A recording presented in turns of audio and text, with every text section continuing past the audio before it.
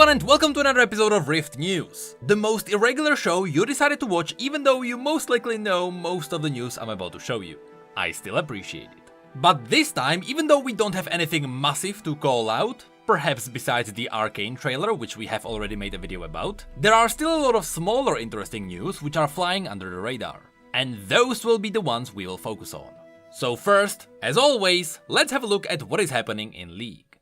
While nothing is really happening on the live servers, besides the fact that the creator community got a new wave of skins to give away, which we will do on our Discord. On PBE, Riot is previewing a wave of skins which nobody expected. We got a brand new skin line called Arcana. The name of this skin line comes from the main city of this universe, the Arcana, which is then separated to High Arcana and Low Arcana.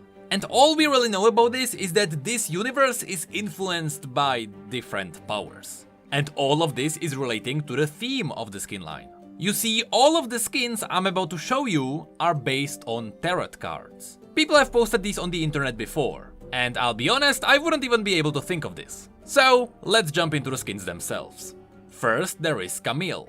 Even though Camille has her own share of very serious skins, like the Coven skin, which is actually very similar to this one, because that skin is all about worshipping the moonlight. And here the theme is also about the phases of the moon. But the main difference is that this one is a lot more hellish. I don't think that was the intent, but especially all the spell effects look very demonic. So overall, Riot still managed to pull off a really unique look. With all the colors of burning bright red, you could almost say that there is just a lot of fire all around. Then there is Arcana Lucian. Once again, even based on the recalls alone, you can see that these are tarot cards. And I have to say, yes, there is a lot of fire all around and all the spells are really flashy, but I feel like the model is actually bringing this skin down. In action, it actually looks really awesome, but when you just stand there and do nothing, it looks strange. Almost as if Lucian was wearing nothing at all. But hey, that's just base Lucian overall. Unfortunately, the fact is that Lucian has a lot of other skins that are way cooler. And with this one being priced at 1350 RP, I just think there are better options. Though I have to say that it is cool to see that he's actually throwing cards with his ultimate. Then there is Arcana Tahm Kench, who's really the burning king of this universe. And here I absolutely have to say, I love this design. It's almost as if they turned Tahm Kench into a Darkin. And in-game, the skin looks as cool as it does in the art. And that's very rare to see. I would even say the design of the skin is so cool, this could be an awesome standalone champion. But that could be just me wishing that we could have more less human Darkin. Regardless, this is most likely my favorite Tahm Kench skin. And then there is Arcana Xerath, who is very interesting for a number of reasons. First of all, in this universe, he is uniting the citizens of Low Arcana, and he will try to overthrow the entire city, which is somewhat similar to his normal lore. Speaking of which, of course the main thing people focus on here is the fact that Xerath is human. Normally he's just a blob of energy, but here he actually has human body. Now, here's the thing. Every time Riot did this, every time they revealed a champion who was previously masked, soon after that, they also gave them a story that really revealed their canon appearance. This first happened with Thresh, who got the human Spirit Blossom skin, based on his human appearance which we got in the book. Then there was Master Yi, who got his Eternal Sword skin, which for the first time ever showed Master Yi without his helm. That was the time we saw his face for the very first time. And of course, the big question was, could this be what he actually looks like in the canon universe as well?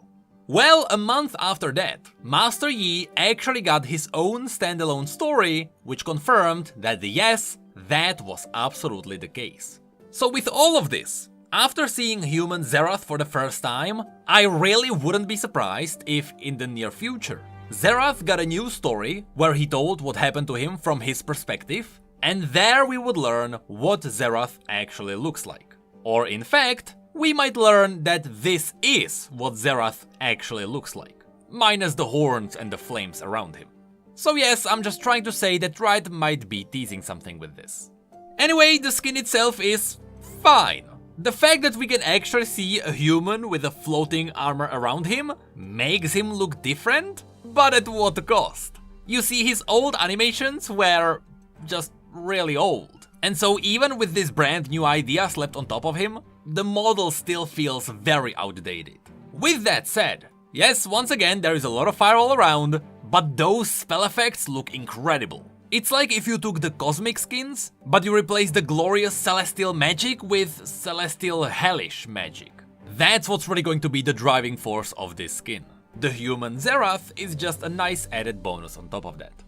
Now of course, all of these skins will also get their chroma versions. All of these are fine, but Camille has one cool exception. You see, because all of these skins are based on tarot cards, it's cool to see that one of Camille's chroma skins actually gives her a blindfold, which is a reference to the Justice card. And believe it or not, there are no prestige skins. Besides the skins, PBE also revealed a new wave of the chibi icons. These seem to be limited and they seem to be available for RP, but remember that later these always appear in the Blue Essence Emporium. So even though the art style is slightly different, I wouldn't be surprised if it appeared there at the end of the year. But besides these, there is also a special icon for making a purchase from the merch store, and this one shows Blood Moon Aatrox.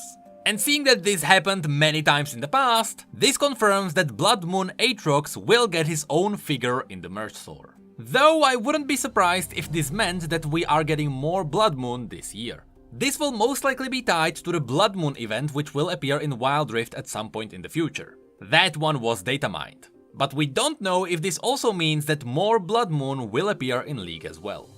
And speaking of data mining, some people also data mined a new Project 2021 background music. This one is suspicious because some people believe that this music could be used in a new project event. I mean, it's been a while since we have gotten a bigger game mode like this, so this surely would be welcome. But I think this might be something else. You see, just like during the Space Groove, there was a background music that played in your client as you were browsing through the event. I think the same thing will be happening with this music. This project music will most likely be playing in your client as the event is going on. So it doesn't confirm that we will be getting a new game mode, but it pretty much guarantees that there will be some kind of a project event this year. So things might not be as cool as we thought they could be, but at least we are getting something.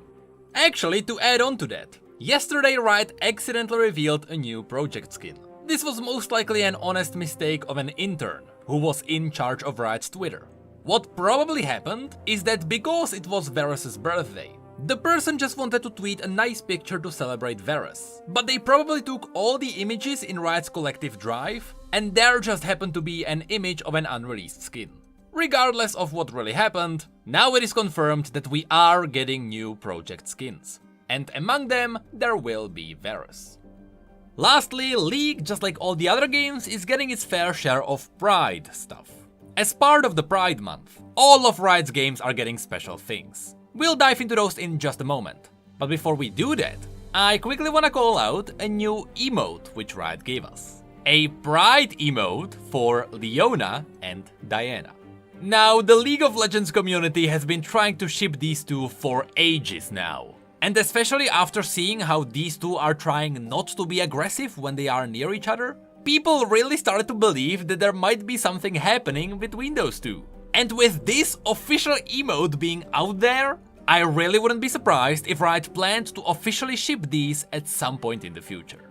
I don't think we will be getting a Targonian story about them soon, but this might actually be happening. There is honestly no reason for Riot not to make this canon. The community would like it would be an interesting twist, and it would be something new in League of Legends. Believe it or not, but we don't actually have a massive tie-in between two female characters just yet. So who knows, maybe this is Riot's plan. Anyway, let's have a look at all the stuff that we are getting during the Pride month. League of Legends is getting a new loading screen when you are getting into a game. There is a new icon which you will be able to get, and with these there are two new emotes. The Rainbow Fury Horn and Leona and Diana. The emote is called Beside You. In TFT you will get special Pride booms, and it's really just a firework that changes colors. Wild Rift will give you a rainbow during Home Guard animation and a Rainbow Poro emote. Legends of Runeterra is giving us a Tiare emote, which absolutely makes sense within the context of the event, and it is based on a meme, just like all of their emotes. But we are also getting a new Pride Guardian, and this is all followed up with a new set of Poro Pride icons. Lastly, Valorant is getting a profile Pride card. I have to say, a little bit of a missed opportunity there. I think the community would really love rainbow guns, even if it was just a basic recolor of the classic. But that's all we are getting during the month. And that is it for League. So now let's have a look at the other games. Nothing new is happening in TFT, but we still know about two new things. The ranked rewards for the second part of TFT Fates are coming in. These are the new emotes, which are based on the Protector and which will change based on what rank you got. But also we will get a new version of the Protector as a little legend. This will be the Victorious Protector if you got at least Gold, and the Triumphant Protector if you got at least Diamond. The awesome thing about this is that finally these recolors are actually different. In the past, the difference between Victorious and Triumphant was always small. I mean, look at this. But now you will be able to tell them apart, because the Gold version is blue and the Diamond version is pink. Besides this, TFT just got a new wave of balancing, but the most important part is that, even after the nerfs, LeBlanc is still pretty awful to deal with. Next, let's have a look at what is happening in Wild Rift. As the Battle Pass is still going on for quite a few more weeks, you may notice that some people are starting to cap the passes off. That's because if you bought the Elite Pass, by now you should be able to get all the rewards. Anyway, with the Stargazers event being over, we are now going into the new event about Rengar and Kha'Zix, called Masters of the Hunt. Of course, this event introduced the two new champions, with the two skins which we have previously mentioned because these were both data mined. And as I predicted, Rengar got the worst skin. I would really like Headhunter instead. But the Kha'Zix's Death Blossom looks absolutely incredible. Regardless, this event gives the game way more than you think. First, let's have a look at the rewards which you can get out of this. Right now, if you log into the game, you will be able to choose a side. You can either go with Rengar or you can go with Kha'Zix. And just by playing games representing that champion, you will be able to get points for your team. Whoever gets more points at the end of the event will be crowned the winner. And the members of that team will get a new special reward. Don't worry, it's nothing massive, so you won't feel like you missed out on something awesome if you chose the losing side. But you should be wary of the fact that depending on which side you choose, there are two rewards which change. The event will go on for 12 days, but on 10 different days you will get 2 missions which will give you a reward. If you do the first grade calculations, you may realize that there are 2 days during which you don't have to play Wild Rift, and you will still be able to get all the rewards. With that said, don't worry. If you don't complete the missions in a day, they will queue up, so you can just knock them off in the same order wherever you have the time for it. Anyway, now onto the rewards. Depending on which side you chose, on the first day you will be able to get an icon. This will either show Rengar or Kha'Zix. On the second day you get 50 Poro coins, and on the third day there is the second reward which changes based on your team. Either way you get a bubble, but if you chose Rengar, you'll get Rengar's trophies. This is the icon of his hidden passive. And if you chose Kha'Zix, you will be able to throw his own wing on the ground. Kinda strange because that should be the trophy of Rengar. Anyway, on the fourth day we get a new emote.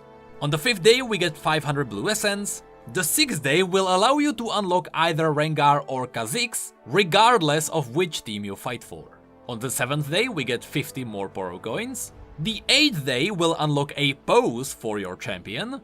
The 9th day will give you 50 more Poro coins. And as always, the final reward of the event is a new border. Now, as we mentioned, the final reward for the winning team only goes to the winner. But luckily, it is only a golden version of the icon. So even if you lose, you don't miss out on much.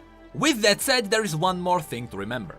To represent your team, you need to go into the Event tab, and there you need to choose a spawn mark. This is a new kind of customization which may permanently stick to the game, but right now it is here only for the event.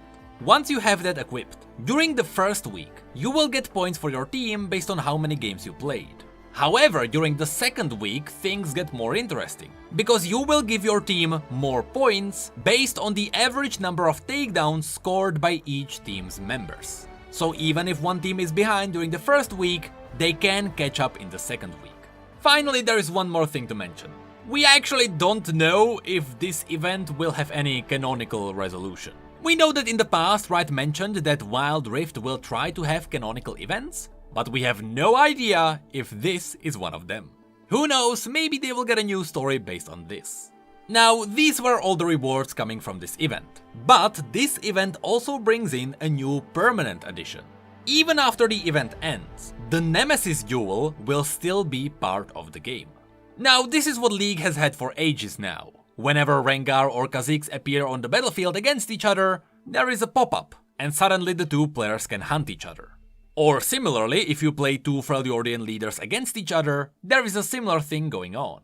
So not only is Wild Rift adopting this mechanic, but they will do more with this. You see, in the post talking about this, they mentioned that while Rengar and Kha'Zix are currently the only ones who have a Nemesis duel, they also mentioned that when it comes to the other champions, we'll have to wait for the Sands of Time to reveal the answer. Of course, here they are referencing Shurima, but while the Sands of Time may indicate that Zilean will join Wild Rift, he wouldn't really have a clear nemesis, unless you count the Void itself. So instead, we might be getting Azir and Xerath for Wild Rift. That would make more sense. But regardless, what this post confirmed is that Riot will be getting more of these mechanics into their game. But lastly, before we leave this, let's quickly mention how this actually works. You see, in normal League, the Nemesis duel begins when both champions hit level 6. In Wild Rift, however, this will work differently. It will not be guaranteed to happen every game. This will actually be a rare event. And there are 3 requirements which need to be met for this event to trigger. Both champions need to be alive and they need to be fairly high level. I assume by this Riot means something around level 8. Also, neither have taken or dealt damage for a short time. This probably means that Riot wants this event to trigger once the game got a bit slow, so suddenly things speed up again. And finally, the 2 champions need to be at least a short distance apart. This is to make sure the event doesn't end as quickly as it starts, so you can feel the thrill at least for a while. And it all ends when a champion gets at least an assist on the other champion. You don't have to be the one getting the kill, but at least you need to directly contribute. Finally, if Rengar wins, his ultimate will automatically give him ferocity. And if Kha'Zix wins, just like in League, he gets an extra point of evolution. But that is it for Wild Rift. Now on to Legends of Runeterra. Over the last few weeks, Riot has been revealing all the new cards. Now there is a guarantee that we will cover at least some of them, especially since some of them got really controversial, and since people love some other ones. But I have to say, the interactions alone in these new cards are so interesting that I am considering actually covering the interactions of the new cards, which is something I don't do. Anyway, let's quickly brush over all the new things. Since Irelia is part of the new cards, there will be a new keyword. This one is Blade Dance. The Blade Dance cards will summon small blades. These are just 1/1 units. But when these blades are summoned, they automatically start a free attack. So the Blade Dance is equivalent to deal 1 damage, but theoretically the damage are units, so they can be buffed or destroyed. And that's really all the news when it comes to gameplay mechanics. So now let's have a look at the cosmetics. Since Zilean is one of the bigger characters here, he also got his own board. And as always, I always get excited about these, because a new board also means new music which I can use for my videos. And especially in Legends of Runeterra, Riot is really good with their music. Even without it though, the board looks absolutely stunning. And of course it is themed after the Time Temple, which is Zilean's tower. On top of this there is a new Guardian, Chip, a card which many people already fell in love. So it was a no-brainer to see this as a Guardian. However, there is also his second version, Chrono Chip, which is one of Zilean's clocklings. Of course, all of this will be bundled in with a new card for Zilean, also a new Zilean emote, which of course is also based on memes, and then there is also a new Irelia emote. To top this all off, Shurima finally has its own icon, which you'll get by leveling up the region. But that is it for Legends of Runeterra as well. So now, finally, let's cap this all off with Valorant. The Act 3 of Episode 2 of Valorant is live. So now people are enjoying the new map called Breeze, and they are leveling up their battle pass. But among all of this, Riot dropped a new interesting post. They updated their privacy notice and terms of service. This is essentially a document talking about the privacy stuff that will be happening in Riot's games. And here's the thing. There's only really one massive new detail. From now on, Riot will be recording voice comms. Now, I am personally average player of Valorant, and so I don't enjoy it when people shout at me, and so I play without voice comms. Coming in from League, I learned to just mute everything. However, for those of you who do use it, while there are a lot of people who immediately thought of all the red flags, and how Riot is owned by Tencent and how bad it all is, really? I have to wonder, what are you even talking about in the voice comms? Do you really think the government needs to know about the enemy team rotating to B? Or that you dealt 120 damage to Jet? Jokes aside, it would be illegal for Riot to actually record all the voice comms and keep all the recordings.